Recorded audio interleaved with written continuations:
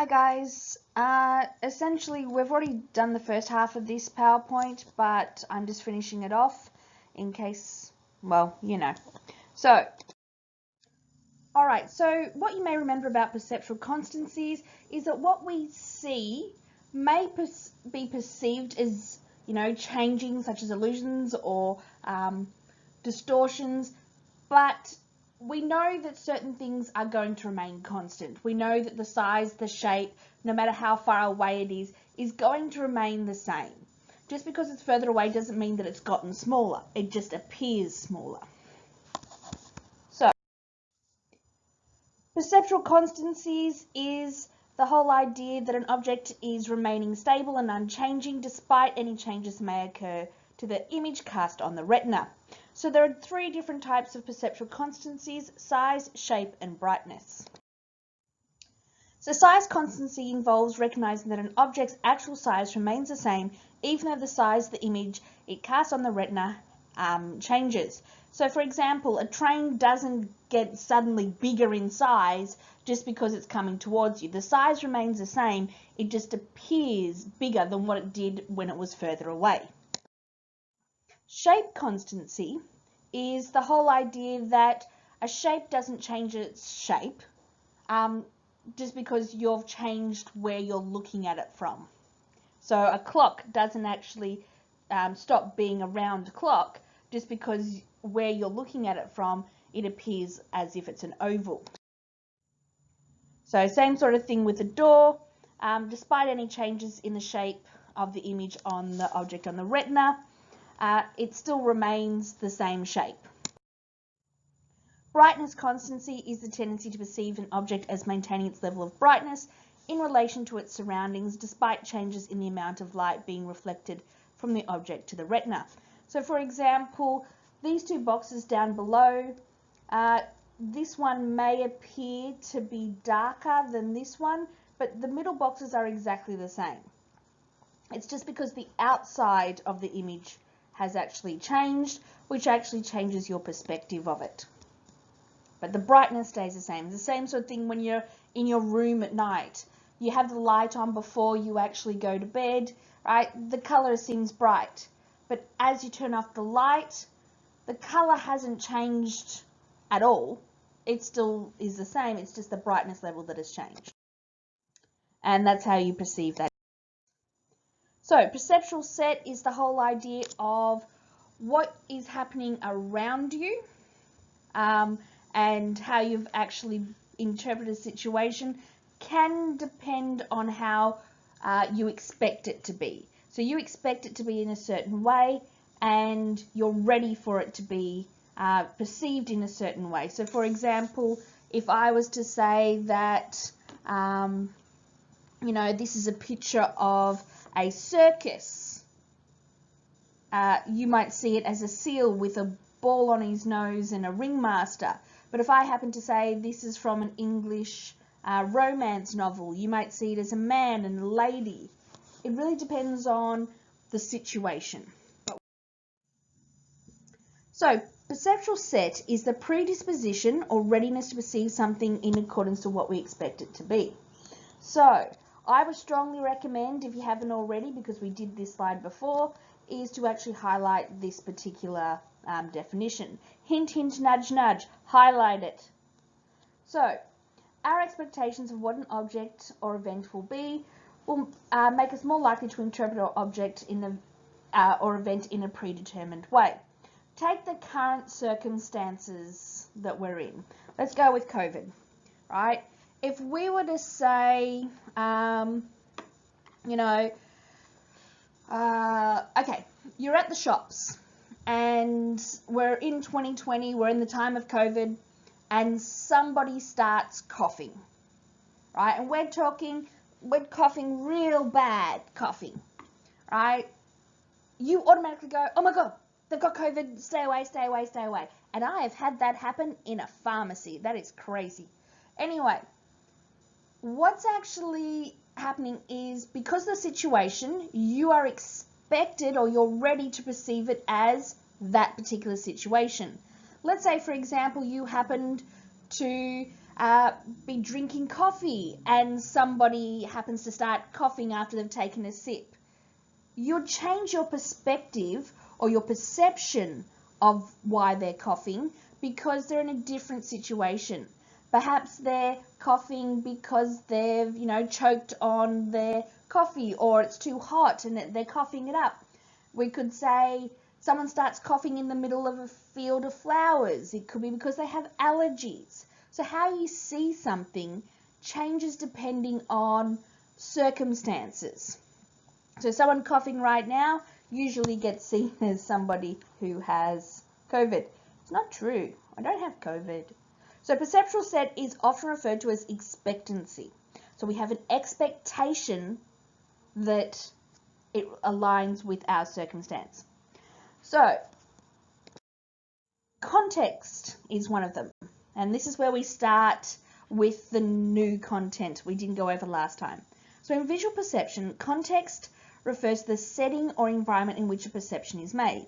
So when organising and interpreting visual information, we take account of the setting and pay more attention to those aspects of the setting that are immediately relevant. For example, in outback Central Australia, we'll see that image and go, okay, it's a shooting star because you can see the stars in the outback. If we're in a war zone, we might see it as a missile going over the top of our heads. If we're at a NASA launch site in the USA, we might see it as a rocket being shot up into the sky.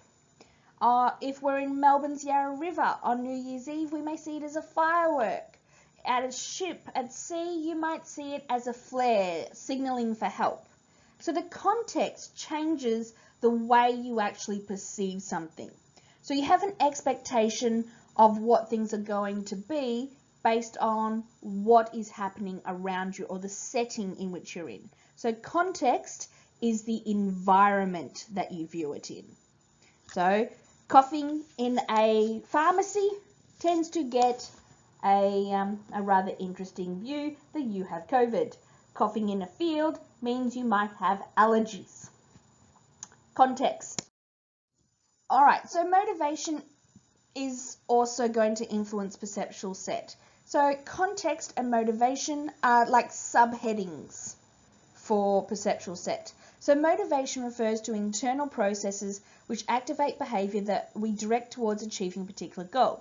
So motives can be influenced by psychological factors such as interests, ambitions and desires, or biological factors such as bodily processes associated with hunger or thirst. So let's say, for example, let's go with a psychological motivation that could affect perceptual set. Let's say you want to do really, really well in school and you want to become a doctor or something like that, right? You need to work hard. And because your motivation is, to work hard, you have an expectation that could go either way, so perceptual set, that somebody studying is going to be, right, motivated to do as well as what you are. But it could also go the other way. You may perceive people who are not studying as, mucking around and doing silly things because they're not as motivated as you. A better example, and this is the one I'd recommend you use, is the biological motivation. Let's say after period 4, you are really, really hungry and you go up to your friends and say, let's go to the canteen. And the reason why you do that is because you're hungry. You have this expectation that other people will be hungry too, which is not always the case, but perceptual set means that you have this expectation, this readiness for other people to be feeling the same things you do. And if they're not showing similar behavior, you tend to show the other way. So we see what we want to see rather than what's actually there. So emotional state is actually a pretty good one. I like emotional state. So our emotional state, how we are feeling, can also influence the way in which we perceive visual information. So different emotions can set us to perceive information in a particular way which is consistent with the emotion being experienced. For example, a child who is afraid of being in their darkened bedroom may interpret the shadow of their dressing gown hanging on the back of the bedroom door as a ghost, or the teddy bear sitting on the end of the bed as a monster. So let's put it this way. I've just kicked you out of class because you keep talking. And because you keep talking, you're storming out of class going to the sub-school. As you're going to sub-school, you happen to see somebody coming out of their classroom, so a kid coming out of the classroom in absolute tears. Because I made you angry, you automatically assume that that person who's coming out of the other classroom crying is also angry at the teacher. So you have this expectation that they're feeling the same thing that you are. And this can change. They could have it because, you know, they just won $1 million and their parents just told them, and good is their life. But it's not always going to be the case. So emotional state is another subheading of perceptual set. Past experience, yet again, another subheading. So past experience refers to our personal experiences throughout our lives. This includes everything we have learned both intentionally and unintentionally. A unique combination of past experiences can lead to many individual differences in perception. Such experiences also predispose or set us to perceive information in a particular way. So let's say, for example, you happen to be, walking past a gate and a dog jumps out. They're not going to get through the gate, but they start barking at you. A person who has never had a bad experience with dogs will just pass it off and go, shh, dog, be quiet. But somebody who has been chased by a dog, who has been bitten or something like that, may have a different reaction. So they have an expectation or a perceptual set that the dog is going to harm them in some way. Whereas the person who has never had that experience will actually see it as they'll have no expectation of what's going to happen. It's the same sort of thing with people who have been assaulted. They're more likely to perceive danger and have an expectation that similar sort of circumstances are going to get them hurt again. So past experience can affect the perceptual set. Culture is another one. And now we start to get a little bit in the PC version. So, culture refers to the way of life of a particular community or group that sets it apart from other communities and groups. And this is why racism is so prevalent, is the fact that we have this expectation of how certain cultures behave. And this is perpetuated by movies and TVs. I do love movies and TVs, but they have perpetuated a lot of racism, right?